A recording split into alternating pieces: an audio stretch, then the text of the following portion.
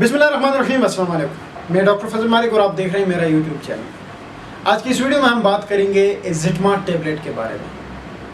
एज़िथमा tablet, इसकी जो composition है यानी जिस दवाई से ये मेडिकेशन बनी है उसे हम एज़िथ्रोमाइसिन कहते हैं। एज़िथमा टैबलेट जो है ये आपको 500 mg में भी मिलती है और 250 mg में भी मिलती है। एज़िथ्रोमाइसिन एक एंटीबायोटिक है जो कि डिफरेंट बैक्टीरियल इन्फेक्शंस को ट्रीट करने के लिए इस्तेमाल किया जाता है। अब वो कौन कौन सी बैक्टीरियल इन्फेक्शंस हैं जिसमें हम इस दवाई का इस्तेमाल कर सकते हैं वो हम आगे इस वीडियो में बात करेंगे। ये जो दवाई है एज़िथ्रोमाइसिन, ये मेडिसिन की जिस ग्रुप से बिलोंग करती है उसे हम मैक्रोलाइड्स कहते हैं।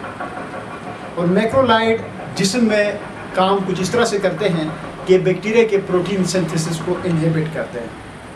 जितने भी एंटीबायोटिक्स आप देखेंगे उनमें मोस्टली दो ही उनके मैकेनिज़्म होते हैं, यानी उनके काम करने के दो तरीके होते हैं।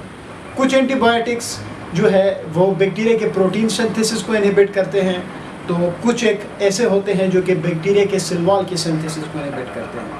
एज़िथ्रोमाइसिन जो है ये बैक्टीरिया के प्रोटीन सिंथेसिस को इनहिबिट करता है और बैक्टीरिया के प्रोटीन सिंथेसिस इनहिबिट करके फिर ये मुख्तलिफ बैक्टीरियल इन्फेक्शंस को ट्रीट करता है।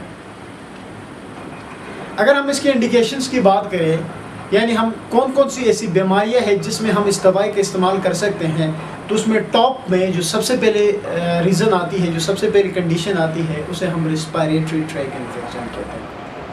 रिस्पायरेटरी ट्रैक इन्फेक्शन से मुराद ये है कि सांस की नालियों में कोई अगर इन्फेक्शन हुआ हो तो उसमें हम इस दवाई का इस्तेमाल कर सकते हैं। अब ये जो रिस्पायरेटरी ट्रैक इन्फेक्शन है उसमें मैं आपको कुछ एक एग्जांपल्स देता हूँ, जिसमें ब्रोंकाइटिस आता है, जिसमें फेरेंजाइटिस आता है, जिसमें टॉन्सिलाइटिस आता है, जिसमें लेरेंजाइटिस आता है, जिसमें नमूनिया आता है। ये सारे आपको लंग्स समेत मुख्तलिफ जो ट्रीज़ है, ईयर ट्रीज़ है, उनमें इन्फेक्शंस के नाम हैं।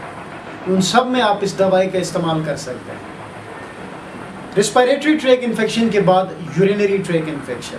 यूरिनरी ट्रैक इन्फेक्शन से मुराद ये है कि पेशाब का इन्फेक्शन, पेशाब की नालियों में कोई इन्फेक्शन हुआ है तो उसको हम यूरिनरी ट्रैक इन्फेक्शन कहते हैं। इससे मुराद ये है कि जहाँ से ये जो सिस्टम है, यूरिनरी ट्रैक जो है, जो शुरू होता है वहाँ से लेके उसके एंड तक कहीं भी इन्फेक्शन है तो हम उसमें इस दवाई का इस्तेमाल कर सकते हैं। मसलन अगर किडनी में इन्फेक्शन है, पायलोनेफ्राइटिस जिसको कहा जाता है, उसमें हम इस दवाई का इस्तेमाल कर सकते हैं। इसी तरह यूरेटर में अगर कोई इन्फेक्शन है जिसको हम यूरेट्राइटिस कहते हैं तो उसमें भी इस दवाई का इस्तेमाल किया जा सकता है। इस तरह यूरेथ्रा में कोई इन्फेक्शन है जिसको हम यूरेथ्राइटिस कहते हैं तो उसमें भी इस दवाई का इस्तेमाल किया जाता है। इसी तरह जो ब्लैडर है उसमें अगर इन्फेक्शन हो जिसको हम सिस्टाइटिस कहते हैं उसमें भी आप एज़िथ्रोमाइसिन का इस्तेमाल कर सकते हैं। यूरिनरी ट्रैक इन्फेक्शन और रिस्पायरेटरी ट्रैक इन्फेक्शन के अलावा हम ईयर इन्फेक्शन जिसको हम ओटाइटिस मीडिया कहते हैं, कान का इन्फेक्शन जो होता है, उसमें भी हम इसका इस्तेमाल कर सकते हैं। टीथ में अगर कोई इन्फेक्शन है, दांतों में किसी किस्म का कोई इन्फेक्शन हुआ हो तो उसमें भी हम इस्तेमाल कर सकते हैं। और भी बहुत सारी इसकी इंडिकेशंस हैं, मसलन टाइफाइड में इसका इस्तेमाल किया जाता है, नमूनिया में इसका इस्तेमाल किया जाता है। इन सारे कंडीशंस में हम इस मेडिसिन का इस्तेमाल कर सकते हैं। यूज़र्स के बाद हम इसके साइड इफ़ेक्ट्स की बात करते हैं कि अगर इस मेडिसिन के साइड इफ़ेक्ट्स देखे जाए तो कौन कौन से हो सकते हैं। जिसमें सबसे पहले है नोज़िया यानी दिलमतली का होना, वोमिटिंग उल्टी का आना, डायरिया पैचेस का लगना, उसके अलावा हेयरिंग लॉस। याद रखें ये जो मेडिकेशन है हम इसको ईयर इन्फेक्शन में तो यूज़ कर सकते हैं, करते ही है, लेकिन अगर ओवरडोज हो जाए तो ये हेयरिंग लॉस भी करती है। उसके अलावा हेडेक, डिजीनेस, ये भी एज़िथ्रोमाइसिन के साइड इफ़ेक्ट्स में आते हैं। साइड इफ़ेक्ट्स के बाद कॉन्ट्रा इंडिकेशन। कोई भी मेडिकेशन, देखिए इंडिकेशंस याद रखना यानी यूजर्स को याद रखना, साइड इफ़ेक्ट को याद करना कोई मुश्किल नहीं है या इनको समझना कोई मुश्किल नहीं है। लेकिन मेरे नज़दीक अगर कोई भी मेडिसिन अगर किसी को प्रिस्क्राइब की जाती है या कोई भी मेडिसिन ले रहा हो तो उसके लिए सबसे पहली चीज़ जो जानने के लिए ज़रूरी है वो है कॉन्ट्रा इंडिकेशन। कॉन्ट्रा इंडिकेशन से मुराद ये है कि ऐसी कौन कौन सी कंडीशंस है जिसमें हम इस दवाई का इस्तेमाल नहीं कर सकते हैं। तो अगर हम एज़िथ्रोमाइसिन की कॉन्ट्रा इंडिकेशंस की बात करें तो उसमें सबसे पहली जो कॉन्ट्रा इंडिकेशन आती है वो है हाइपोमैग्नीसीमिया। हाइपोमैग्नीसीमिया का मतलब ये है कि अगर ब्लड के अंदर, हमारे बॉडी में ब्लड के अंदर मैग्नीशियम का लेवल कम हुआ है, जिसको हम हाइपोमैग्नीशियमिया कहते हैं, उसमें हम इस दवाई का हरगिज़ नहीं इस्तेमाल कर सकते। अगर कोई ऐसा पेशेंट है जिसमें मैग्नीशियम का लेवल कम हुआ है, तो उस पेशेंट में हम इस एंटीबायोटिक का इस्तेमाल नहीं कर सकते। इसी तरह हाइपोकैल्सीमिया से मुराद ये है कि अगर ब्लड के अंदर, बॉडी में कैल्शियम का लेवल कम हो जाए नॉर्मल से, तो हम उसको हाइपोकैल्सीमिया कहते हैं, और हाइपोकैल्सीमिया में भी हम इस दवाई का हरगिज़ इस्तेमाल नहीं कर सकते।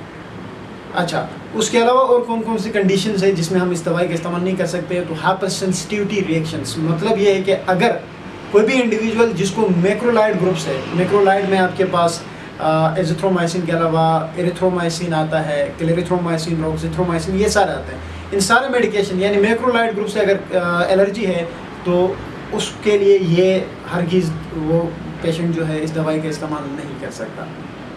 उसके अलावा है QT इंटरवल प्रोलॉन्ग, ये थोड़ा सा समझना ज़रूरी है।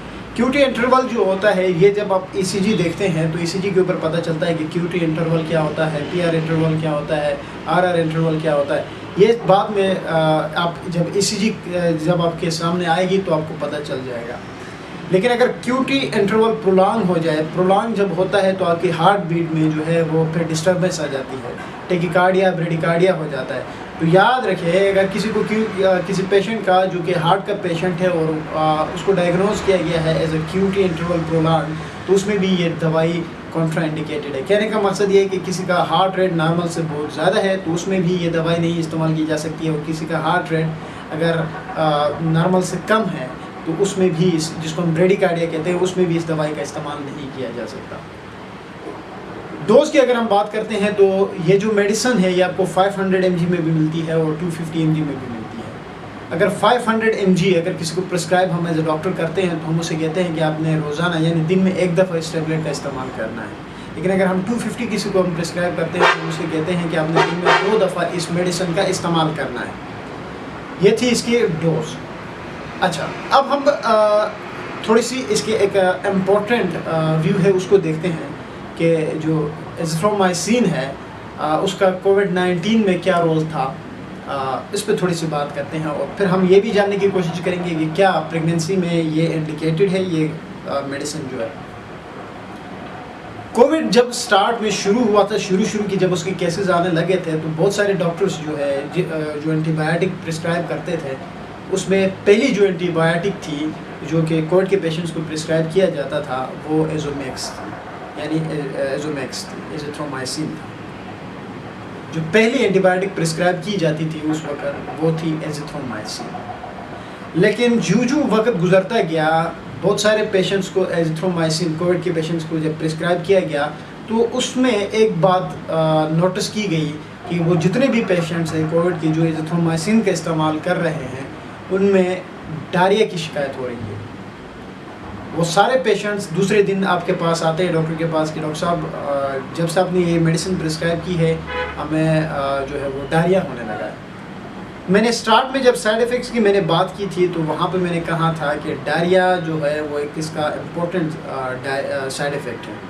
याद रहे, कोविड के पेशेंट्स में ये देखा गया है कि सिवियरली जो भी पेशेंट ये एजिथ्रोमाइसिन का इस्तेमाल कर रहा था वो सिवियरली सफ़र कर रहा था डायरिया से। तो बाद में फिर डॉक्टर्स ने एजिथ्रोमाइसिन को रिप्लेस किया किसी और मेडिकेशन से, लाइक मॉक्सीफ्लोक्सासिन, लेवोफ्लोक्सासिन, सिप्रोफ्लोक्सासिन, इस तरह की मेडिकेशन से उन्होंने रिप्लेस किया। तो कोविड में पहले स्टार्ट में एजिथ्रोमाइसिन जो है वो बहुत ज़्यादा इस्तेमाल हुई है, बाद में ये देखा गया कि डायरिया से वो सफ़र कर रहे हैं कोविड के पेशेंट्स, तो फिर इसको रिप्लेस किया गया। तो एक कॉन्ट्राइंडिकेशन जिसकी आप कह सकते हैं कि डायरिया अगर किसी को है तो उसमें भी एजिथ्रोमाइसिन नहीं प्रिस्क्राइब करनी चाहिए। अच्छा, उसके बाद हम बात करते हैं कि क्या ये जो एजिथ्रोमाइसिन है वो हम हामला ख़वातीन जो होती है, जो प्रेग्नेंट वुमेंस होती हैं, उनमें इसका इस्तेमाल कर सकते हैं? तो जी हाँ, एजिथ्रोमाइसिन जो है ये सेफ़ एंटीबायोटिक है इन प्रेगनेंसी। तो उम्मीद है आज की वीडियो आप लोगों को पसंद आएगी। Thank you.